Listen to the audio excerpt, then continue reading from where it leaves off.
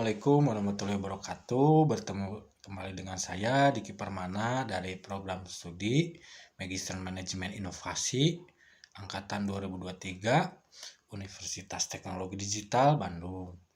Mau memaparkan materi dari buku Parenal Kasali yang berjudul Disruption. Ya, materi ini salah satu materi ini ada yang menjelaskan mengapa dari subbab ini Parenal Kasali menjelaskan mengapa setiap keberhasilan sulit dipertahankan. Itu adalah materi yang saya akan paparkan. Awal kemunculan teori disruption. Teori disruption ini muncul tahun 1997. Oleh Christensen memperkenalkan teori ini yang dikenal sebagai disrupsi. Kata disrupsi sangat populer karena bergerak seiring dengan munculnya dan berkembangnya aplikasi-aplikasi teknologi informasi dan mengubah bentuk kewirausahaan biasa menjadi startup. Itu adalah teori dari Christensen dalam bukunya Parenal Kasali. Kemudian strategi bisnis yang dapat dikatakan melakukan disrupsi dalam menghadapi bisnis incumbent menurut Parenal Kasali adalah melakukan penyederhanaan produk, melakukan revolusi ke segmen yang lebih rendah dengan strategi harga yang terjangkau dan dapat diakses. Seperti contoh The Sears versus toko Walmart, pemasaran menggunakan prinsip manajemen dasar, right things, good people, good product, good management, and good culture. Pemasaran menggunakan prinsip every day is low price. Menyajikan harga yang murah setiap hari. Itu adalah contohnya. Kemudian saat performa melebihi kebutuhan. Performance dapat diartikan dengan menampilkan kinerja mengacu kepada apa yang diharapkan.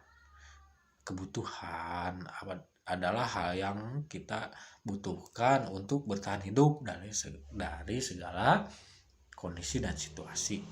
Misalnya, kita akan memasarkan mobil selain desainnya prima, kualitas, memperluas ukuran dalam kendaraannya, meningkatkan teknologi mesin, pelapis kursi mobil yang berkualitas.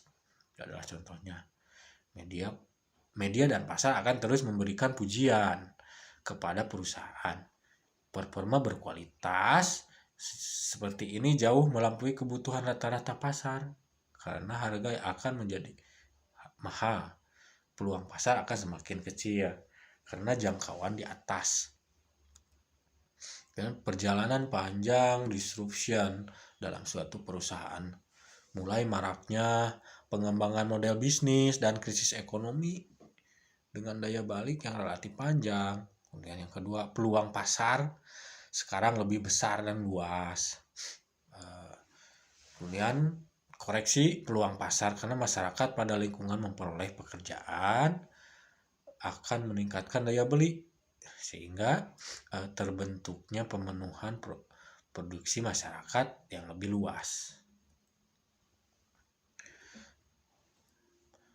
Konsekuensi dari disruption menyerang hampir seluruh incumbent, pelaku lama, para pemimpin pasar. Kemudian kedua, disruption menciptakan pasar baru yang sering terabaikan oleh incumbent. Kemudian disruption tidak hanya terjadi pada aspek bisnis, investasi dan keuangan saja. Ini akan terjadi saling mengikat antara bidang kehidupan, baik pemerintahan, politik, dunia hiburan, maupun sosial yang bergerak cepat, tapi sedikit yang terbelenggu dan tersandra dalam kepemimpinan dengan cara yang lama. Maka oleh karena itu, disruption ini harus dipahami sehingga pasar yang lama digantikan dengan pasar yang baru. Kemudian disruption mengubah sebuah tatanan aspek bisnis dan keuangan investasi ini akan meningkat secara cepat, dan kita sendiri harus tangkas dalam menghadapi disruption ini. Ya. Kemudian ada sebuah ciri disruption, ada kapitalisme, marxisme, dan liberalisme. Mementingkan kepentingan individu, itu ada suatu cirinya. Bergeser dari destruction, self-disruption, disruptive innovation, itu adalah ciri-ciri. Kemudian kapitalisme dan marxisme merupakan dua ideologi, keduanya sama-sama meramalkan kehancuran untuk lawannya. Kemudian liberal mengisi pertempuran ekonomi tersebut dengan mengeluarkan kebijakan negara, melakukan intervensi dalam kebijakan yang ketat.